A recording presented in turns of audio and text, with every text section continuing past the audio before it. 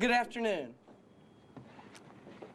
Just about an hour and 15 minutes ago, a Harris County grand jury handed down indictments against former HPD officers Gerald Goins and Stephen Bryant.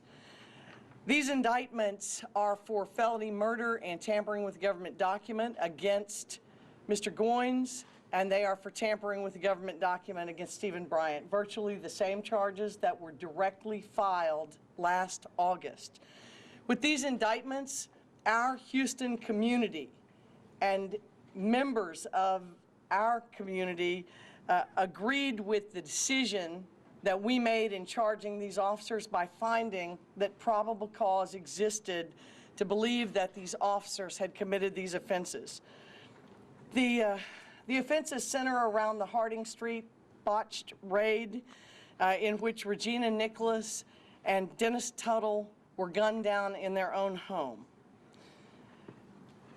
Our charge is to find justice for these victims and all the people of Harris County whose trust has been betrayed by these officers.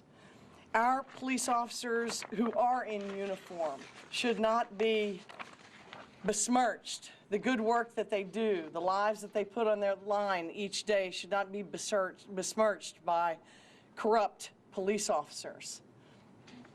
Corruption eats at the fabric of our society, and it is destructive to our democracy.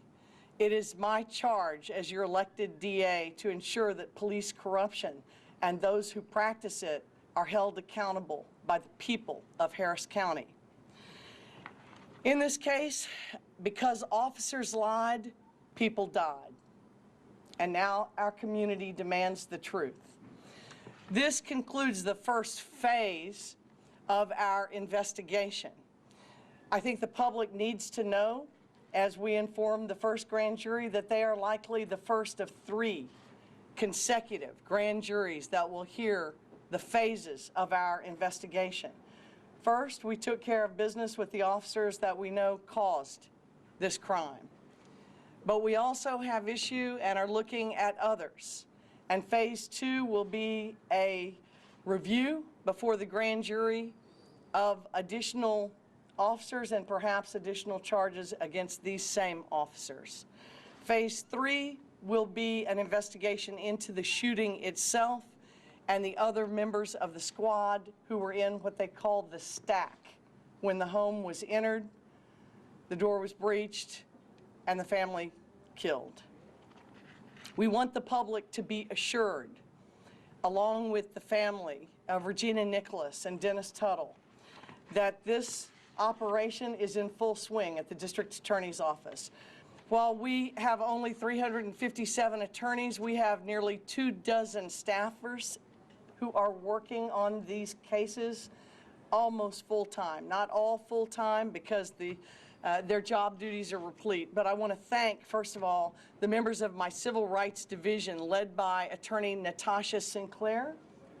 I want to thank you for the incredible work and leadership of this team, along with the other people who lead this office with me.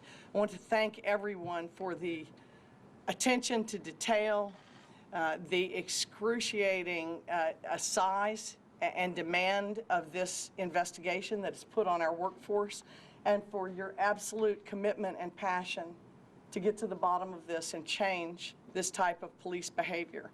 I've been asked if this investigation will change the way narcotics investigations and prosecution are handled. I cannot speak for law enforcement, but I can speak for how we prosecute. And I will tell you that we've learned much in these cases. We saw the other day in the case of Otis Mallett, a man who was sentenced to 2 years in the penitentiary based on the testimony of Officer Goins. That case occurred back in 2008. We have a lot to look at, and I want the public to know we're headed in the right direction. We will get there. Have patience. Justice knows no timetable, and we are absolutely committed to seeing it through for Regina Nicholas, for Dennis Tuttle, and for any other individual who might have been the victim of police corruption.